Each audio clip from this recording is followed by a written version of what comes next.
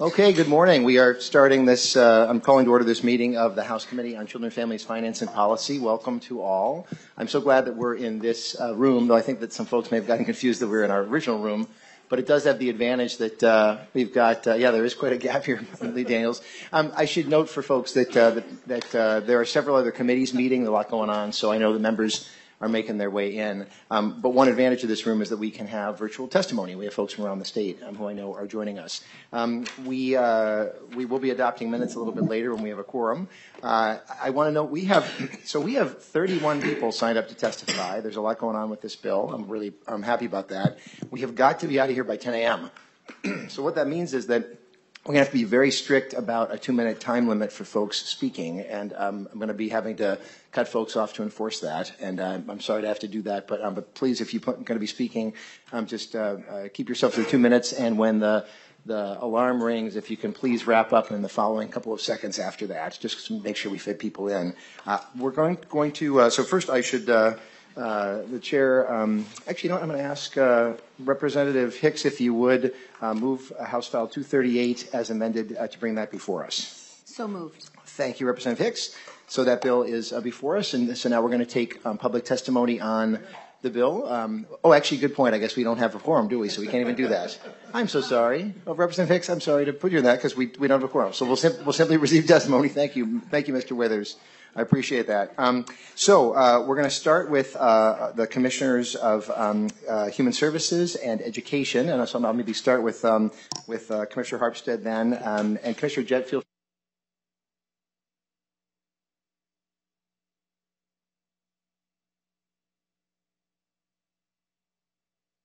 to be ready. So with that, we're going to start. And Commissioners, I'm going to ask you to model the 2 minutes yourselves. I'm so sorry to put you in that position. Model good behavior for everybody else. And with that, we'll start with the Commissioner of Human Services, and welcome back to the committee.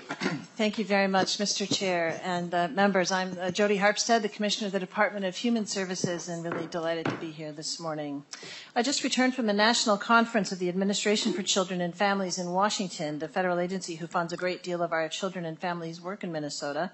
I was asked to be on a panel to discuss DHS's work to build an anti-racist human services system and to compare notes with other state leaders on what we're all doing to help every child and family thrive and participate in community. I mainly want to say thank you today. We are deeply grateful for the focus of this committee on strengthening and supporting Minnesota's families and children, and deeply grateful to the Governor's Office and legislative leadership for deciding to invest so much in this space. Historic investments in child care. Let's get that done this year.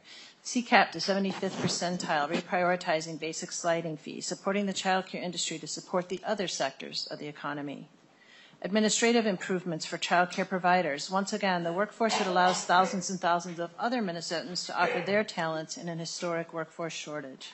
So many other great supports for families to make Minnesota the best place for all children to grow up. Funding to support the Family First Prevention Services Act, Phase 3. Support for child protection with a focus on supporting tribes and Native children. MFIP 6-month budgeting and other important reforms. Funding to people experiencing homelessness to instead experiencing housing justice. Food security for Minnesota families. Again, supports that allow thousands and thousands of Minnesotans to contribute to our economy in an historic workforce shortage. And the crown jewel, support to develop the creation of a Department of Children, Youth, and Families to combine the efforts of so many state agencies and a focus on our families, our children, and our youth. IT investments to support children and family services because you can't split what you don't have.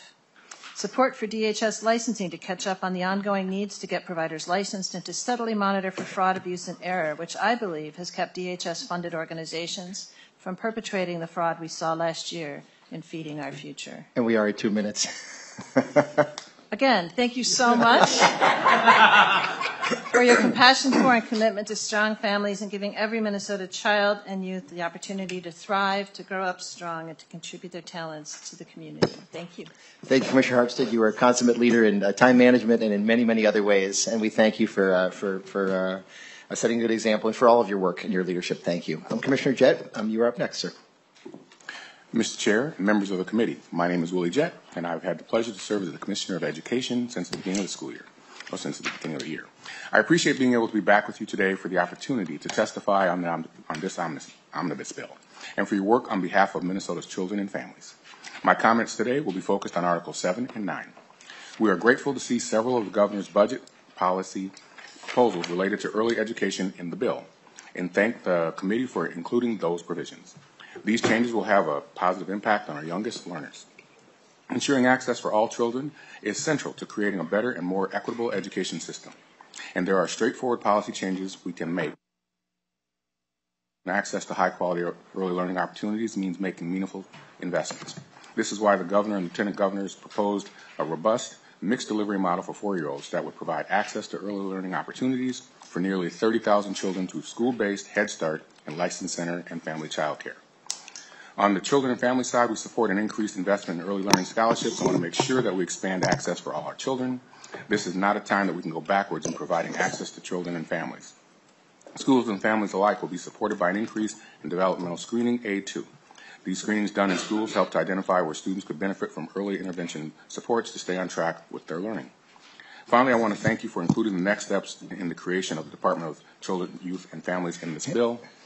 And thank you again for allowing me this opportunity to testify. I'm grateful to see several of the governor and lieutenant governor's budget and policy proposals related to early childhood education included, along with other important investments. Thank you so much, Commissioner. Appreciate it. Thank you. And thanks for your leadership as well. I'm going to ask Andrew Verdon and Amy Wolstein to make their way to the front. And Leanne Littlewolf, I'm hoping that we can bring you in online. I'm not sure. And we're going to go back and forth between online and in person. If you're not quite ready, maybe Mr. Verdon, I'm going to ask you to start if you can, and then we're going to go to Leanne Littlewolf after you. So, Mr. Verdon, please identify yourself and begin.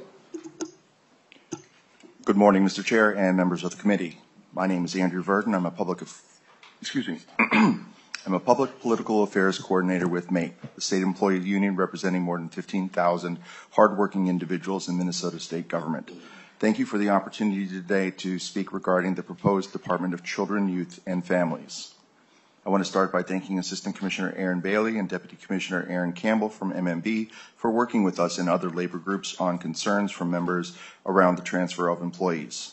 While the language in these Employee Protection Clause addresses these issues, we continue to work with MMB on remaining concerns related to the transfer of temporary unclassified workers and on potential waivers necessary for federal funding streams associated with specific job positions. We appreciate MMB's commitment to work with us through these remaining issues before the final passage of this bill. We'd also like to thank the governor for increasing the funding request to ensure that IT costs and data sharing can occur. Our members appreciate being included in the ongoing process and having their work valued. We expect that this collaboration will continue to increase as this moves from legislation to reality. Thank you. Thank you so much for the testimony, for your work. And then Paul Verrett's going to be after Amy Wolstein. And so, Ms. Wolstein, once you settle in, please identify yourself and proceed. Thank you, Mr. Chair and members. My name is Amy Wolstein. I'm the Senior Policy Director at the Minnesota Business Partnership, an association representing over 100 senior business leaders, all united by a common goal of eliminating education disparities and preparing all Minnesotans for future success. I want to thank the chair and the committee for the robust investment in the Early Learning Scholarship Program. This program has proven successful in Minnesota in helping low-income children access high-quality learning environments. We think this is a significant and historic investment, and we appreciate the robust investment in this biennium as well as the increase in the out biennium. Thank you very much. Thank you so much. And after Paul Verrett will be Commissioner Tristan Mattis Castillo, so you can make your way to the front. And Mr. Verrett, once you get a chance to settle in, please identify yourself. Sure. Chair Pinto, Vice Chair Keller, members of the committee. My name is Paul Verrett, and I am the Director of Advancement and Community Engagement for Agate Housing and Services. Agate's mission is to end homelessness and relieve hunger through action and advocacy. We are very happy to see the elements of the Pathways Home Act in this omnibus bill, particularly the emergency shelter capital funds. We're the product of the merger of St. Stephen's Human Services and House of Charity. We've been providing shelter, food, and other emergency services for 70 years when we started on Nicollet Island, and then also when St. Stephen's opened their first shelter in 1981. We also established a groundbreaking street outreach team in 2007 with the partnership of people with lived experience. We've seen many hard winters, and like others today, we have mourned the deaths of people who've died without a safe place to sleep. We have seen so many successes and also lives saved by shelter. During the pandemic with 24/7 shelter, we were actually able to increase our exits to housing by 10%. I want to be very clear, this issue is very urgent and always has been.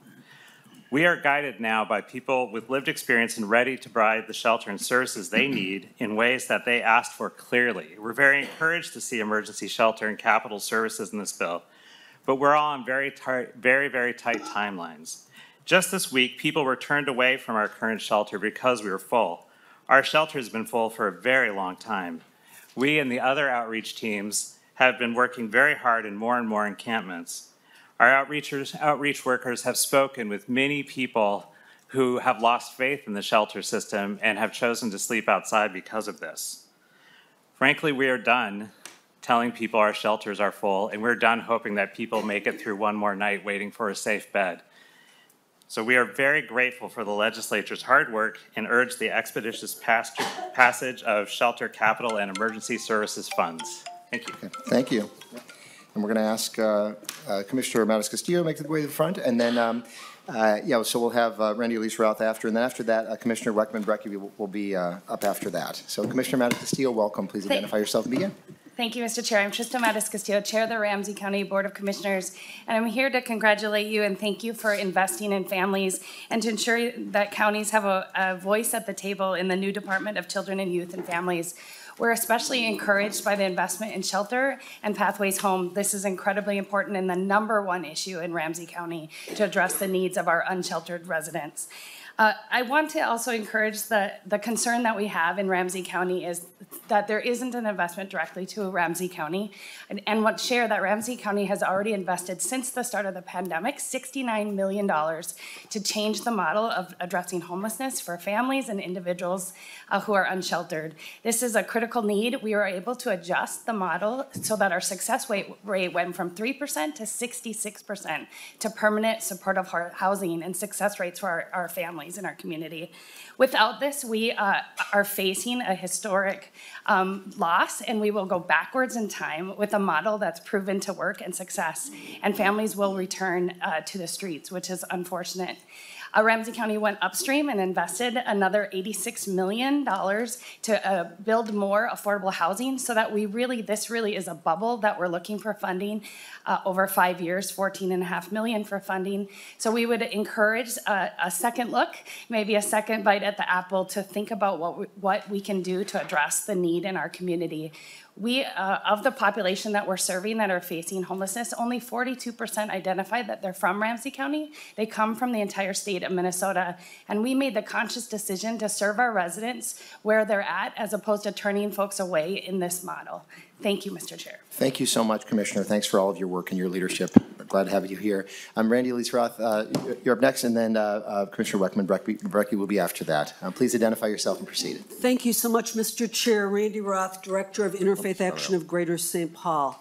Project Home, part of the Ramsey County Continuum of Care, is the largest shelter for family with children in Ramsey County. Most of our guests are children. The fate of Project Home is tied to House File 1686. Funding for that bill is not included in this bill. Before COVID, Project Home had 40 mobile beds. People slept on church basement floors. Nothing felt stable.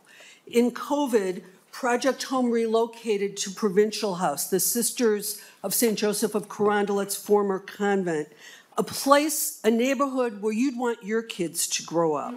The families have rooms with doors that lock, and we help families find housing, jobs, transportation, childcare, and more.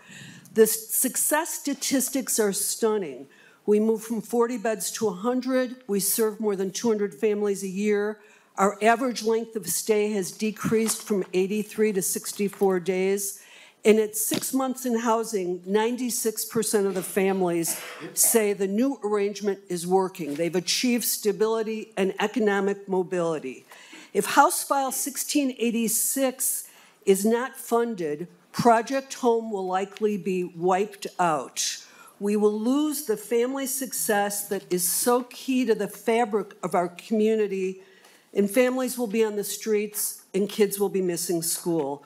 We urge you to please find funding for House File 1686 to keep Project Home in our community, along with the entire Ramsey County continuum of care. Thank you so much for your testimony and for your work. After Commissioner Weckman-Brecky, we're going to start moving to the folks online. So Leanne Littlewolf, you'll be the first person after the commissioner. So please identify yourself and proceed. Thank you. Good morning, Mr. Chair and committee members. My name is Barb Weckman-Brecky. I'm a county commissioner in Scott County. Today I'm representing the Association of Minnesota Counties, speaking in support for the provisions in House File 2910 that dedicate funding for community resource centers, CRCs. CRCs is an umbrella term we're using for a variety of community-based family strengthening models that include family resource centers, community-based schools, and hubs.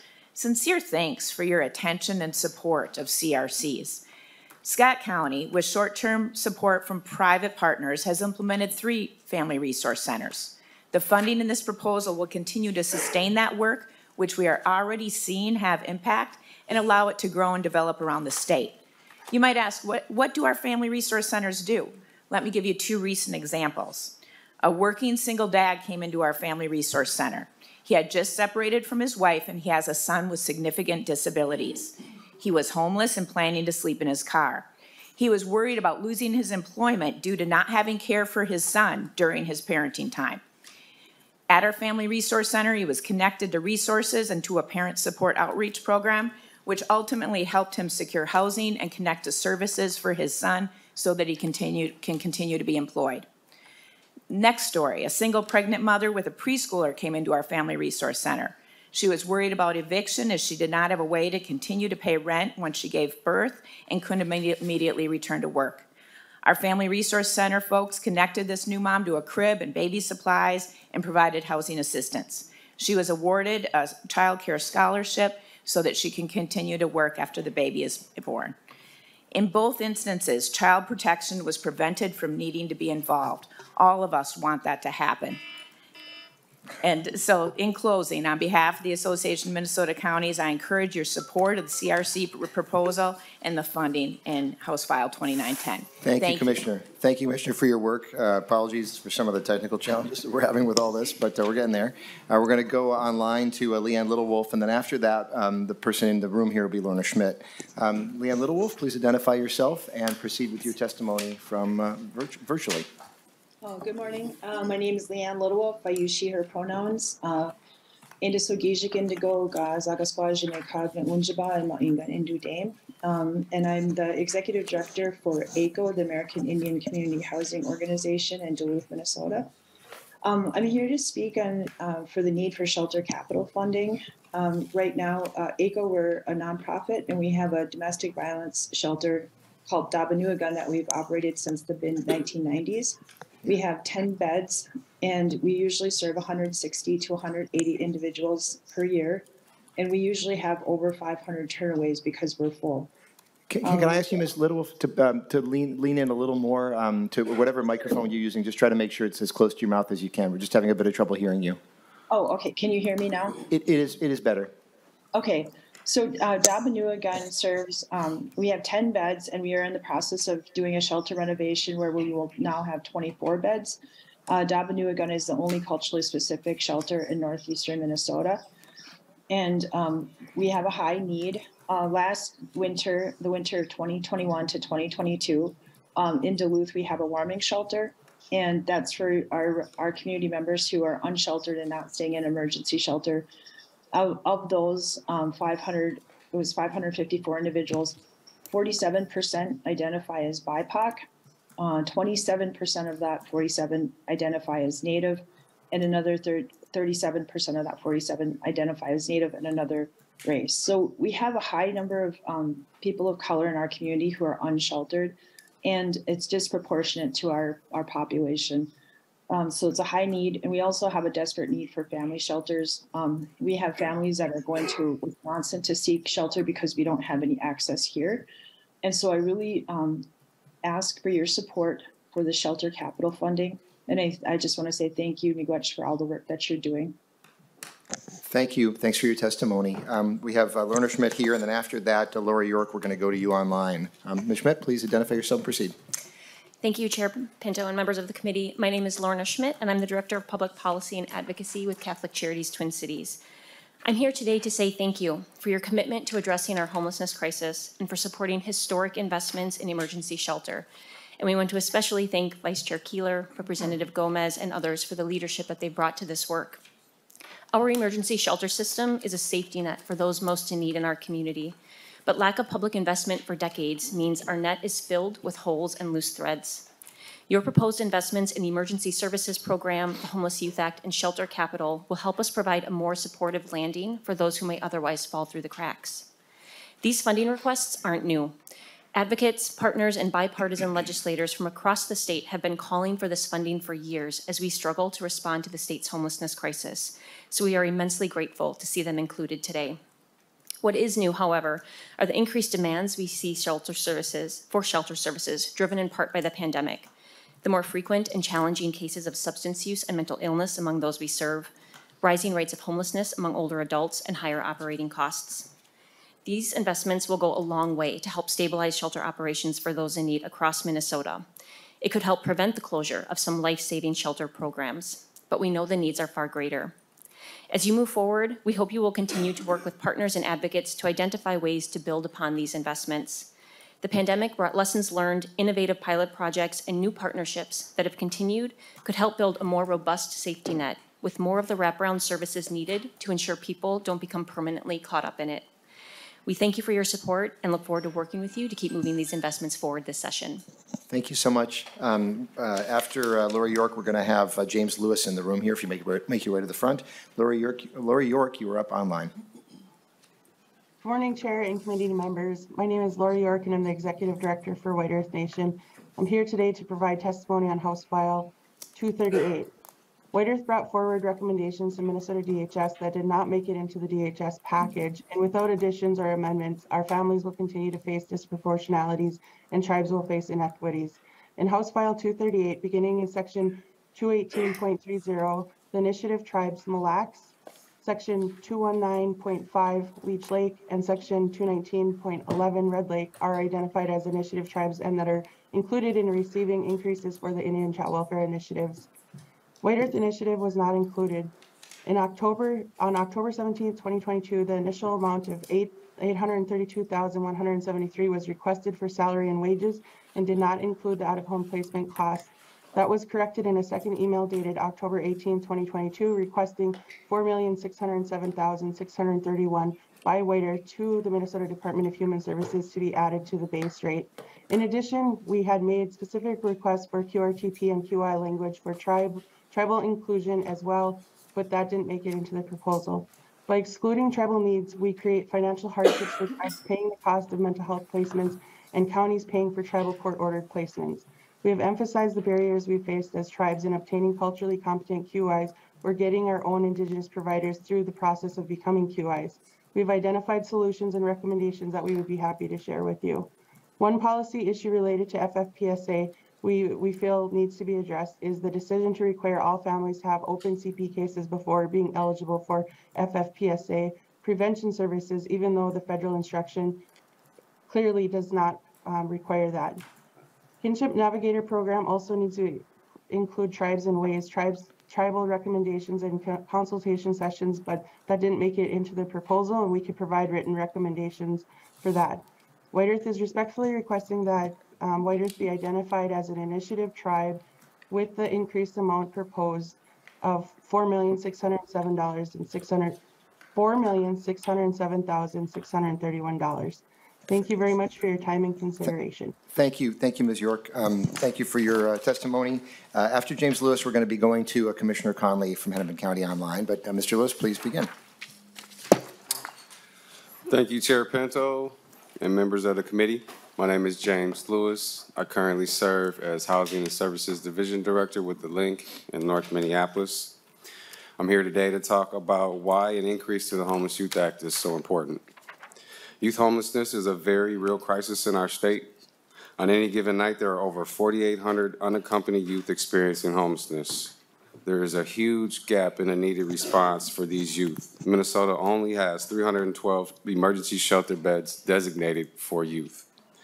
The Link and other youth service network providers see young people every day who are sleeping in entryways of buildings, trading sex for a place to sleep, sleeping in their cars, in encampments, and many other unsafe situations. We are also seeing an increase in the severity of mental health issues, trauma, domestic violence, impacts of gun violence. I have a couple examples to share for you. A 16-year-old who got into a fight with his brother, who was then outed in front of their mom. The mother then started beating him and tried to run him over with her car as he ran away. Fortunately, he was able to get away and ended up at the Link in our culturally specific housing program for LGBTQ+ youth. We also saw a landlord evict a young black mother and her baby after her baby's father was gunned down in front of their apartment building. She didn't have any family or friends that could help with moving costs and ended up experiencing homelessness. Happy to report that this young person is now in our Young Families program. We have the opportunity in our state to end and reduce youth homelessness. The Homeless Youth Act is the way to do it. We know it works. The last time we received an increase in the Homeless Youth Act, we saw a decrease statewide during the same time by 1,100 youth per night. By reducing and ending youth homelessness, we are also preventing adult homelessness. Wilder Research Center shows that little over 52% of adults experiencing homelessness had first experienced homelessness as a youth. And I'll need to have you wrap up, I'm sorry to say. We can end state youth homelessness. We have the data we need. We know what needs to be done. We have the dedicated service providers and, most importantly, the incredible young people that are waiting to do the right thing. Please invest in Homeless Youth Act and help us end youth homelessness in Minnesota. Thanks for your testimony. After Commissioner Conley, we're going to be going to Lily Exum, hope I'm saying your name correctly, in the room here. Commissioner Conley.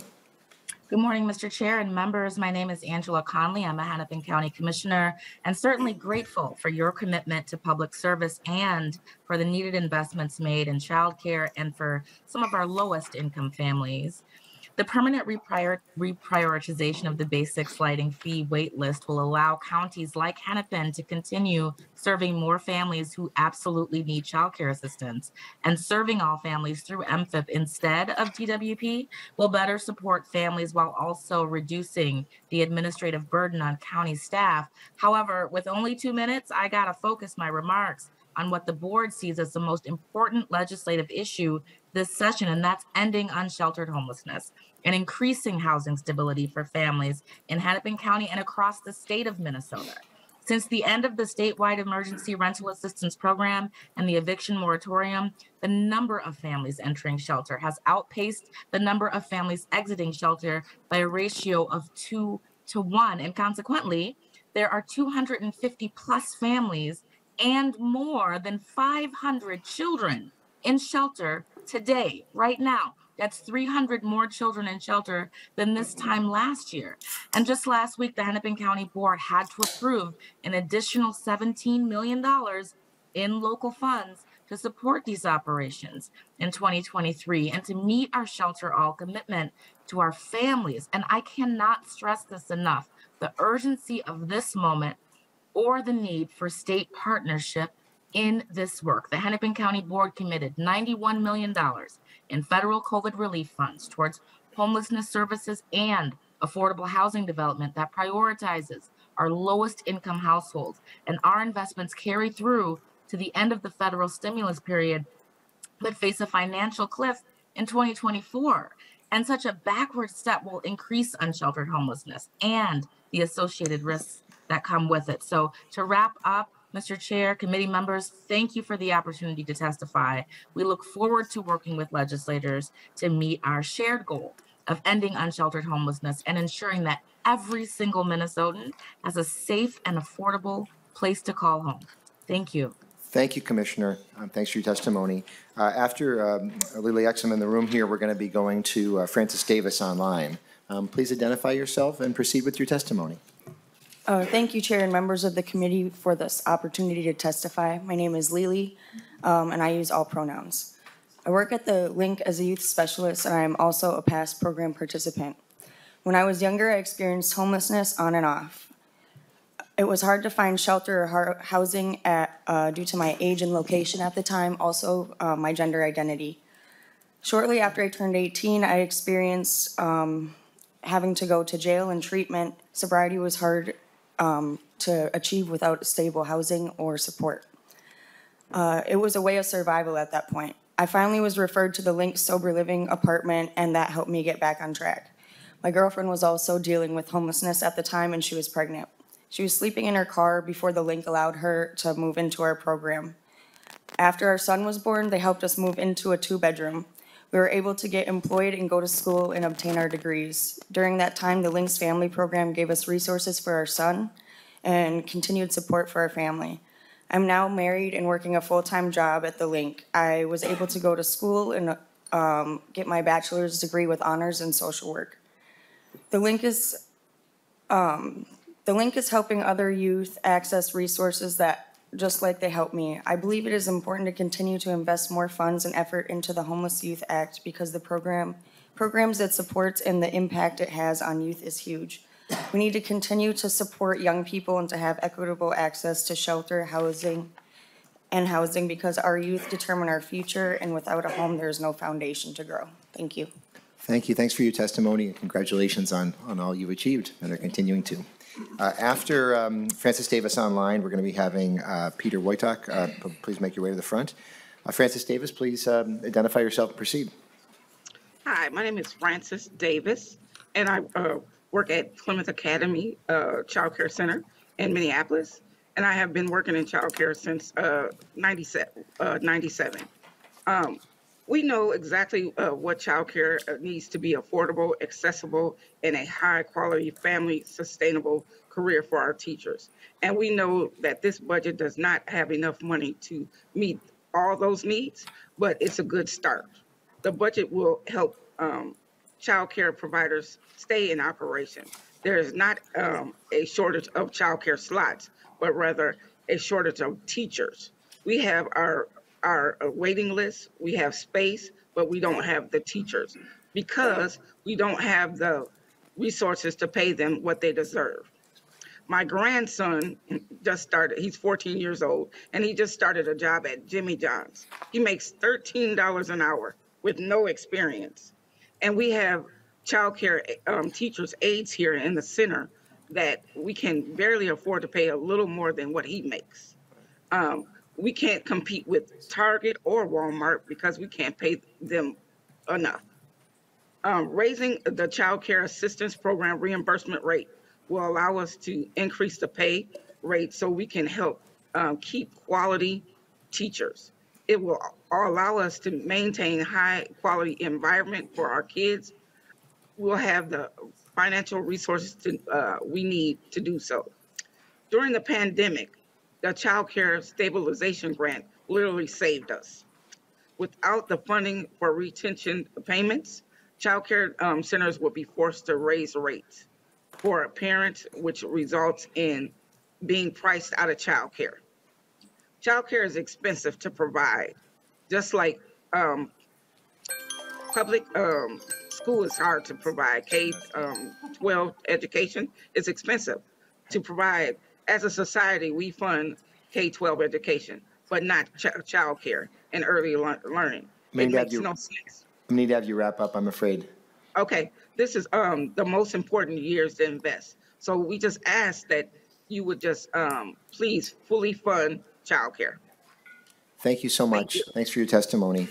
Moving to, and actually before I move to the next testifier, I just want to note that among our technical difficulties this morning is that apparently there was a PC failure on one of the channels that was broadcasting the hearing. So for those who are watching, just know that there will be a full and complete archive of the hearing that is going to be posted later today. There may be some audio only portions, this is what the staff is telling me. And so if somebody's watching online, just be aware that that will be available later today, and we're glad to have you now if you were not with us earlier. Mr. Wojtak, I'll have you start in just a second, but Cisa Keller, you're going to be the next person up online after this testifier. Please identify yourself and proceed. Thank you, Mr. Chair and members. For the record, Peter Wojtak, Government Relations with Hunger Solutions Minnesota. And we want to thank the committee for addressing the needs of hunger in this bill, and to Representative Keller for your leadership on this issue. specifically for including additional funding support for tribal food sovereignty, for increasing the base funding to the Minnesota Food Shelf Program, and one-time capital dollars to improve and expand emergency food distribution facilities. This funding comes at a really vital time for many food shelves across the state, where we've seen visits increase significantly from this last year and causing so much strain across the food shelves across the state at a time when food prices also remain at an all-time high. So this investment really in the emergency food system will make an immediate impact and a long-term impact to the food shelves across the state, so we can continue to ensure they're able to keep their shelves stocked. Despite the rising food costs, they're able to transport and deliver food to those who need it, including the growing number of seniors who depend on that service, and ensure that food shelves are set up with the proper and appropriate storage, equipment, and infrastructure to meet the growing demand. So on behalf of the over 300 food shelves across the state, we thank you so much for your support. Thank you for your testimony and for your work. After Cisa Keller online, we're going to have Robin Manthe in the room here. Cisa Keller, please identify yourself and proceed. Good morning, Chair and members. My name is Cisa Keller, and I am the Senior Vice President of Early Childhood Programs at Think Small. We came into the session with high hopes that 2023 would be a year of transformational change for young children and their families, and we stressed the fact that the path to that change needed to travel first through the estimated 31,000 low-income children under the age of 5 lacking access to quality early care and learning. To that end, we appreciate the inclusion of items in Article 7 that are focused on moving us in a very different future. These infrastructure investments, including establishing the Great Start Scholarship Program, creating the new department, IT infrastructure, and moving to a default one-star rating for licensed child care programs.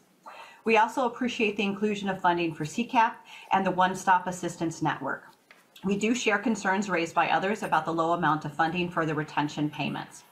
Finally, and most importantly, we are really excited to work with Representative Coulter on House File 1277 and are very appreciative of the investments this budget makes in early learning scholarships and the policy to move that program forward, including raising per-child scholarship amounts and adding additional priority categories. That said, I'm sure we can all agree that the drop in funding in the tails will negatively impact children in ways that none of us want to see. I struggle with whether to include this last part because we are so incredibly appreciative of the contributions that Chair Pinto and other members of this committee have made in your dedication and engagement in this issue. We know how hard you all work to secure a target that would meet the full need of our youngest children.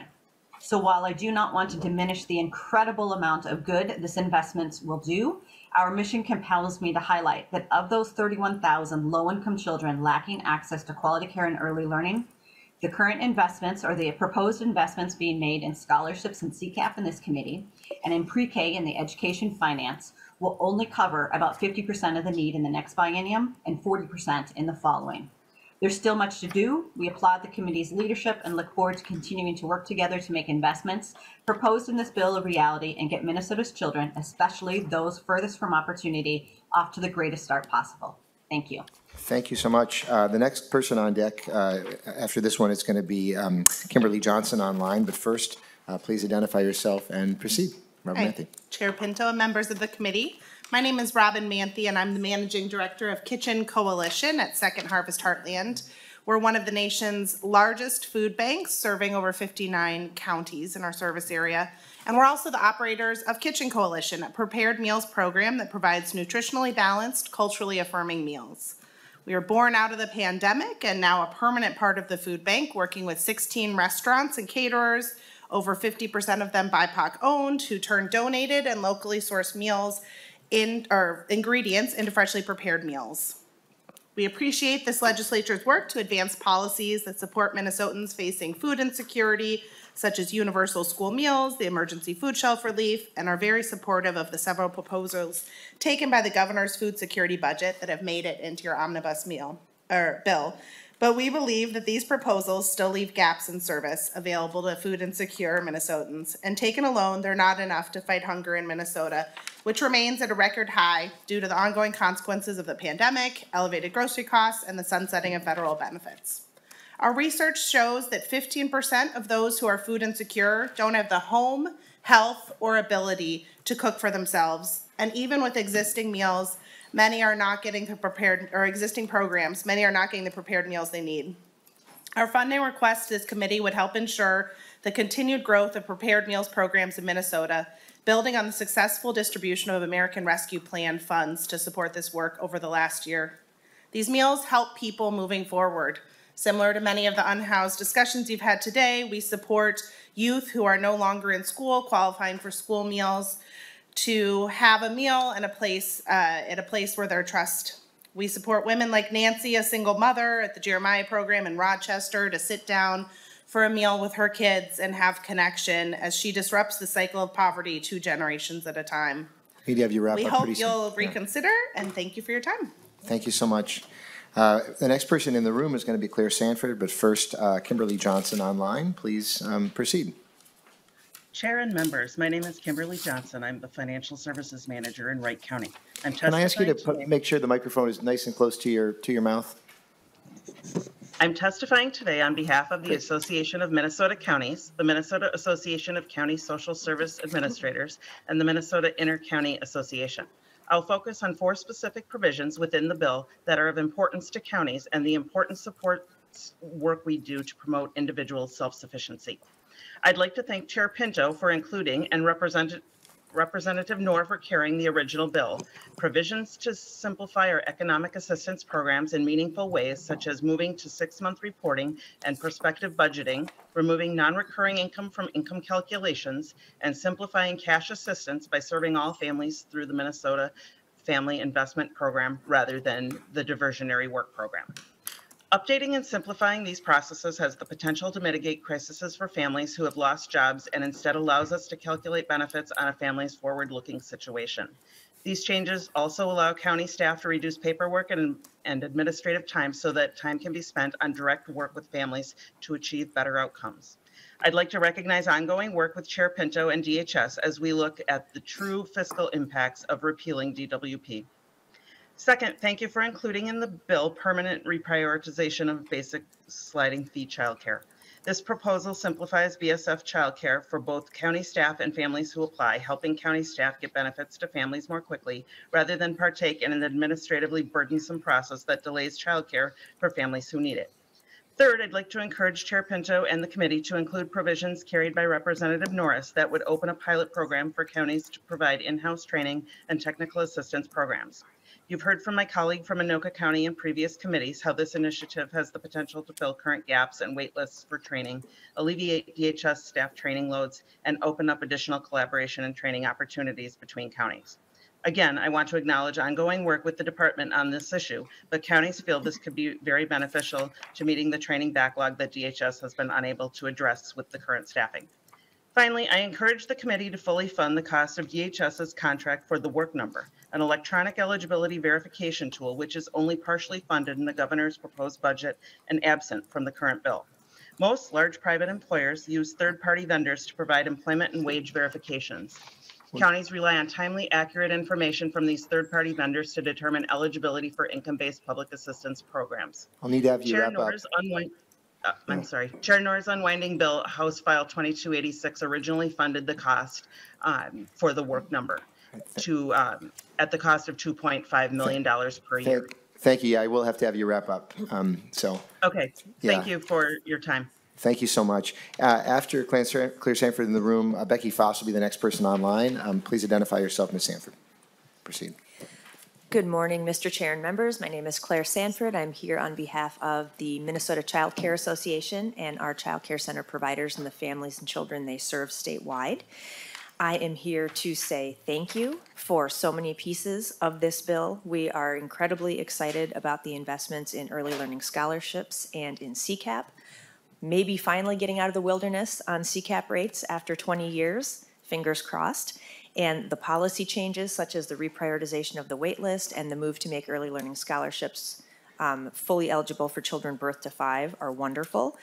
I echo concerns already raised about the child care retention payment program and would love to see more funding found for that. Someone mentioned a second bite at the apple earlier. Well, if that apple's on the table, we'll go for that too. We know we can't go backwards on compensation for our early educators. Ms. Davis mentioned earlier the incredible difficulty of attracting and retaining early educators when your grandson makes more at Jimmy John's. It's really hard to put in the time and the effort and the education needed for this field. So, I mean, last week, Rep. Hudson, we hosted out at a child care center after about 30 minutes of sleep after a marathon house session. So thank you to everyone who participated in that. But, you know, something we talked about there was that at that one center, we could serve 50 children tomorrow, additional children who are on waiting lists, whose families have already said they want to come, if only we had the early educators to do it. And compensation is a huge piece of that. And investments like the retention program would allow us to help support that without passing those costs on to parents. And finally, Article 7, the big vision, the more coherent system, the taking recommendations from the Great Start Task Force and moving on the Great Start scholarships, workforce investments and policy changes, the new Department of Children, Youth, and Families, and IT investments, finally, are wonderful. Thank you so much. And thank you. After the next online testifier, we will have Deborah Fitzpatrick. But next, Becky Frost is up next, so please identify yourself and proceed. Good morning, Mr. Chair and committee members. My name is Becky Fox, and I'm the Director of Pine County Health and Human Services. It is an absolute honor and privilege to be here today testifying on behalf of Pine County and MACSA, the Minnesota Association of County Social Services Administrators. And I'm here to express our support for the provisions in House File 2910, which dedicates funding for community resource centers, sometimes called family resource centers or community hubs. We are incredibly grateful and thankful for the funding proposed in the omnibus bill and encourage restoring the funding amount to what was proposed in the governor's budget. Pine County, with short-term financial support from a philanthropic organization, is in the process of developing our own local family resource center, and we are so excited for this opportunity. We chose to implement an FRC after extensive research, specifically based on the experience of Scott County and 37 other states across our great nation, which had similar programs and were noticeably experiencing reductions in child maltreatment reports, reductions in out-of-home placements, reductions in child welfare disparities, and increased student academic performance. FRCs help strengthen families. Parents, children, grandchildren, grandparents, everybody feels supported and honored. With the FRC as our model, we seek to move services and support to the community in one location, making it easier for whole families to access services instead of needing to go to multiple locations. Our community has expressed excitement and enthusiasm for this work, which is so exciting for me. We have received multiple offers of in-kind contributions, including services and space. Funding from the state would sustain this work and help us shift from a system of crisis-oriented support and intervention to one that embraces community-driven programming that helps strengthen families in a proactive manner. In closing, on behalf of MACSA, I encourage your support of an increased funding for the CRC provisions in House File 2910. Thank you so much. Thank you. Thanks for your testimony. The next online testifier is going to be Susie Narrison, so you can get ready. But first, Deborah Fitzpatrick, identify yourself and proceed. Thank you. Thank you, Chair Pinto, members of the committee. My name is Deborah Fitzpatrick, and I'm the Director of Policy and Research at Children's Defense Fund, Minnesota. Thank you for the opportunity to speak in support of House File 238. With 2 minutes, it's impossible to cover everything that's amazing about this bill, but Commissioner Harpstead did an admirable job of trying. So I'm going to lift up 2 quick points. First of all, I want to start by expressing our appreciation for the unprecedented new investments in child care and early education within Articles 1 and 9, including family, friend, and neighbor care. These investments represent a significant down payment on the more coherent, coordinated, and adequately funded system that is needed to get every child off to the best start possible. Also want to echo some of the comments that were made earlier about our critical workforce, the women, disproportionately women of color, that make this system go and the need to invest in them. And if we can do more on those retention payments, we'd appreciate that as well. As a member of the Great Start Task Force, we are especially excited to see the provisions included in Article 7. The new department, combined with a directive to create the new Great Start Scholarship Program and significant IT investments, create a pathway to achieving the Great Start Task Force vision of affordability for parents, quality for kids, and living wages for providers. Finally, we'd like to lift up on behalf of the 43,000 Minnesota kids located in every legislative district across the state supported by the Minnesota Family Investment Program. We'd like to express our gratitude for the many program improvements included in Article 5. CDF Minnesota works with community partners to help families access critical work support programs and create more efficient and effective programs for families. By reducing red tape and providing more reliable income support, our experience suggests that House File 238 will give children on MFIP a stronger foundation that prepares them to grow, learn, and succeed. These provisions will help propel more of our most overburdened and under-resourced families to economic security and improve economic and home stability for tens of thousands of Minnesota children. We'll have to have you wrap up, yeah. Thank you for your hard work. It will no doubt advance our shared goal of creating a state where every child thrives. Thank you so much. The next person in the room is going to be Beth Holger, but first, Susie Narrison online. Please proceed. Good morning, Chair and members of the committee. My name is Susie Narrison, and I'm the Human Services Director in Freeborn County. Thank you for the opportunity to be here today. I'm testifying on behalf of MAXA, an association of human service leaders from across the 87 counties in Minnesota. Thank you to Chair Pinto and Vice Chair Keller for investments included in House File 2910 related to the Family First Prevention Services Act, or FFPSA, specifically in the areas of the Qualified Individual and Kinship Navigation Programs and Prevention Services. I've been working in the field of child safety for 22 years, and I have seen both devastating and incredible outcomes for families. The difference has been working in partnership with parents, increased level of family and community engagement, and the ability to provide targeted supports to strengthen families, all enhanced by prevention services. Implementing new and effective prevention services for all families in Minnesota, regardless of where they live, will require increased investments at the local level. Building the necessary infrastructure for implementation and sustainability of new programs at the local level will be monumental, requiring county agencies working with multidisciplinary teams to assess existing capacity and available resources, and in determining additional needs within each community across Minnesota. It will require local investments in staff, comprehensive training, and robust collaboration with community partners, including our hospitals and clinics, mental health providers, and our education colleagues. Additional investments are critical to implement prevention services. I encourage members to restore the investment to the governor's budget recommendation and to increase the function allocation rate, funding that addresses local needs to create meaningful change for children and families.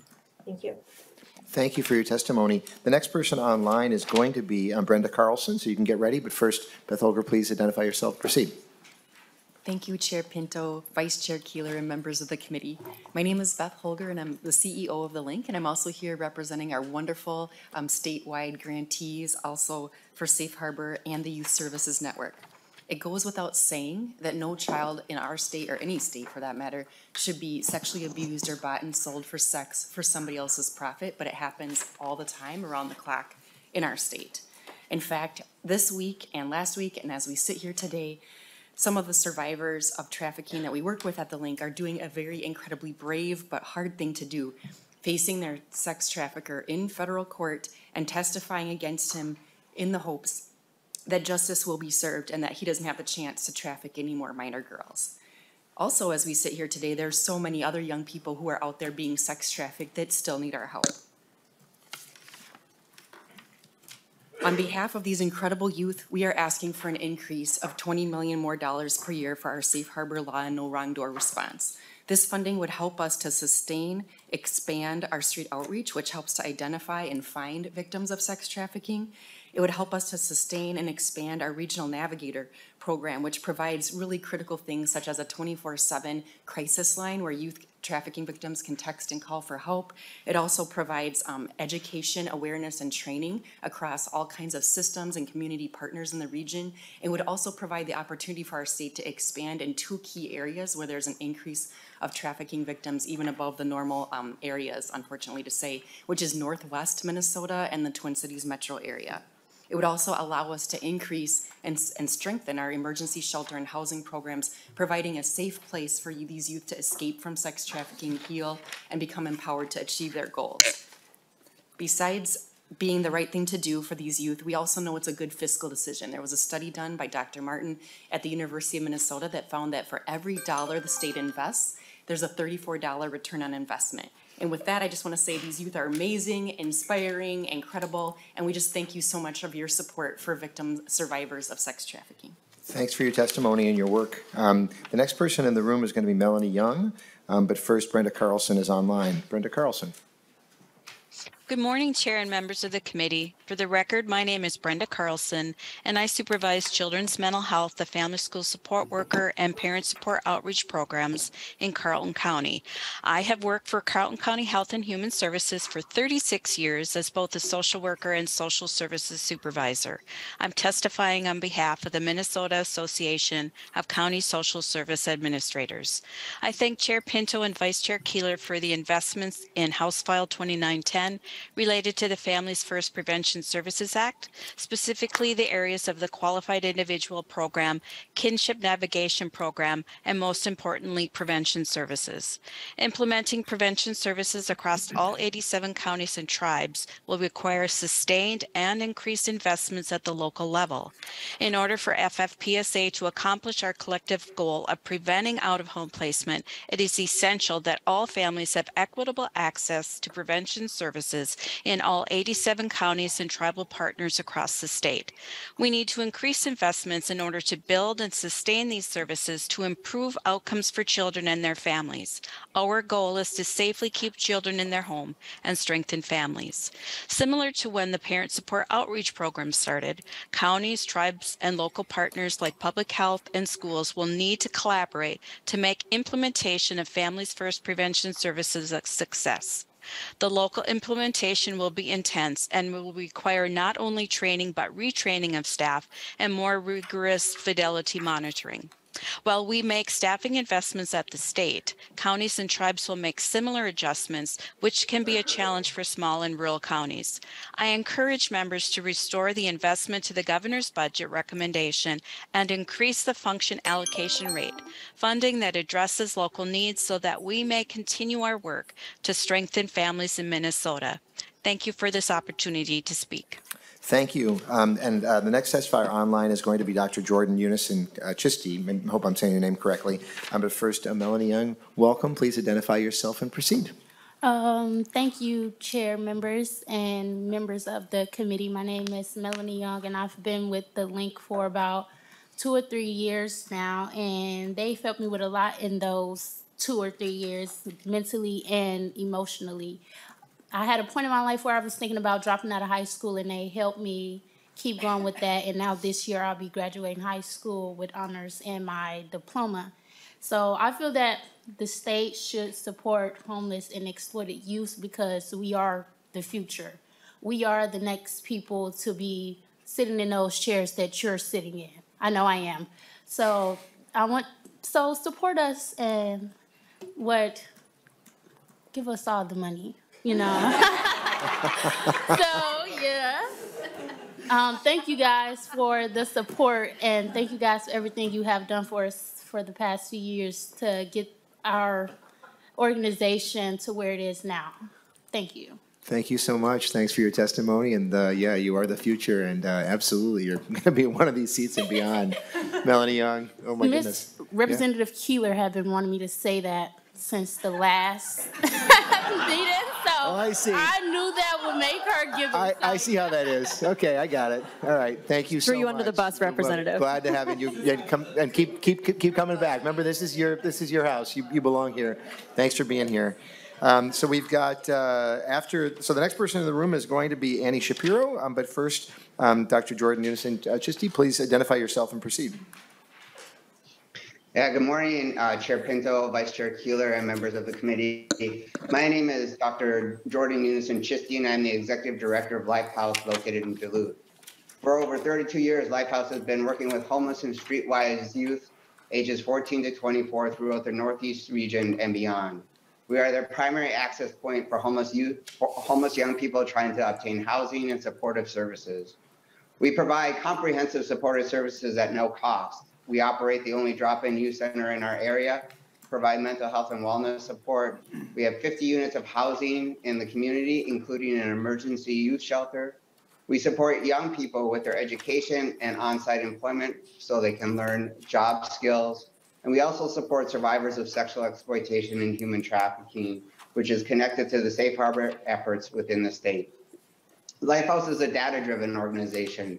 In 2022, we know that 868 of the young people accessing our supported services, 60% were Indigenous, Black, or multiracial, 38% identified as LGBTQ+, 57% experienced some form of abuse, and 43% are struggling with mental health concerns. My staff of over 40 people are these young people's trustworthy adults in their lives. We're their family. Please support the amended version to House File 238, which provides critical life-saving support services to homeless youth and young families in our community. These funds assist us with interrupting the cycles of housing instability and a legacy of poverty for young people that young people are facing. We are grateful for all your efforts and opportunity to provide under-resourced young adults an opportunity to partake in a pilot project which can drastically impact their lives. Most young people who access and we just want to give a special thanks to Representative Keller and Representative Kowalski for championing that pilot project in our state. Most young people who access our supportive services are with us for 5, 8, or 10 years. I have to have you a team of people wrap up, I'm afraid. Who are engaged in the healing process. So, Mr. Chair Pinto, Vice Chair Keller, and members of the committee, please support the Pathway Home Act and the amended version of 238. Thank you for your time, Mr. Chair and members of the committee, and I appreciate your commitment for supporting our young people in our communities. Thank you. The next person online is going to be Laura Birnbaum, but first, Annie Shapiro. Please proceed. Thank you, Mr. Chair and members. My name is Annie Shapiro, and I'm the policy co-chair for the Homes for All Coalition. Homes for All is a statewide coalition of over 270 housing-related organizations, some of which you've heard from already today. And we represent the full continuum of housing, from services for people experiencing homelessness to affordable homeownership. And I'm here today to share our strong support for Article 6 of House File 238 as amended. You've already heard many of the details and will continue to hear the details of that article, so I'm not going to get into those provisions. Instead, what I want to say is we know that people experiencing homelessness and housing instability also often are food insecure, also may receive MFIP, also need affordable childcare, and we really appreciate that this bill addresses all of those pieces, but those need to be made in conjunction and in collaboration with long overdue and critical investments in homelessness services. And so we appreciate that this bill makes those in Article 6, and we want to ensure that those stay throughout this process. And I want to especially thank Representative Keller for championing and carrying the Pathway Home Act, House File 444. Thank you for your time. Thank you for your testimony. And next, after the online testifier, the next person in the room is going to be Rhonda Otteson. But Laura Birnbaum, please proceed. Good morning. Thank you. My name is Laura Birnbaum, and I work for St. Louis County Public Health and Human Services, supervising our housing and homelessness programs team. Thank you, Chair Pinto, Vice Chair Keller, and members of the committee for including the items that are in the amended version of House File 238. Specifically, the Pathway Homes Act funding for shelter capital, emergency services program grants, homeless youth grants, transitional housing programs, and the homeless youth pilot project. We need it all, and here is why. Last year in northern St. Louis County, 278 people were served through the limited shelter units we have, 40 who were fleeing domestic violence, but 884 individuals were turned away from shelter due to it being full. Last year in Duluth, Chum Shelter served 1,687 people in congregate family shelter and our warming center. This is a 44% increase in the number of people served in just 2 years. At this very moment, 1,028 people are unhoused and waiting on our St. Louis County Coordinated Entry Priority List. We know that young adults ages 18 to 24 are overrepresented when it comes to facing homelessness. And on this list today, there are 164 people ages 18 to 24 who are unhoused in St. Louis County. This includes 123 single young people and 41 families, of which 14 are pregnant. We can easily get lost in all of these numbers, so I do think it's important to pause and remember that this could be me, this could be my son, this could be you. The number of people who are unhoused in our coordinated entry system is not decreasing despite active efforts to expand shelter, permanent supportive housing, and services. We desperately need more infrastructure and resources. Chair Pinto, Vice Chair Keller, and members of the committee, thank you so much for your tireless work, and special thanks to Representative Kozlowski as well. Please support House File 238 as amended. This is an amazing opportunity for you, for Minnesota, to champion and lead in ending homelessness in our state. Thank you so much. Thank you. The final online testifier is going to be Jason Urbanzik, so be ready for that. But first, Rhonda Otteson, welcome, and please proceed. Thank you, Chair Pinto, Vice Chair Keller, and committee members. My name is Rhonda Otteson, Executive Director of the Minnesota Coalition for the Homeless, and I live in Willmar. We are a statewide organization of over 70 member organizations across the state, and we have deep partnerships with people with lived experience of homelessness and housing instability. Each year, we partner with those lived experience leaders and community organizations to listen, learn, and work together to advance the solutions, policy, and funding priorities needed to prevent and end homelessness here in Minnesota. This bill will finally make the investments that have been identified in this process to enhance and create shelter, fund the Emergency Services Program, transitional housing, the Homeless Youth Act, and Safe Harbor. So many of the elements that were so key in the Pathway Home Act, which was passed out of the House about a month ago. I want to call your attention to 2 letters in your packet. The first is our quotes from people with lived experience. We gathered those quotes within 24 hours, and over 40 people responded about what that would mean to them and to their community. And secondly, a very fast sign-on letter, again within 24 hours, about over 80 organizations across the state in support of these funding measures to address homelessness. As a person who experienced homelessness as a child and extreme housing instability, moving over 13 times as a child, I want to express my deep appreciation for investing in the solutions needed to address homelessness across the state, in small towns and regional centers, in the metro area, in tribal lands. Finally, thank you for seeing, for hearing and listening, and more importantly, acting and hearing those stories.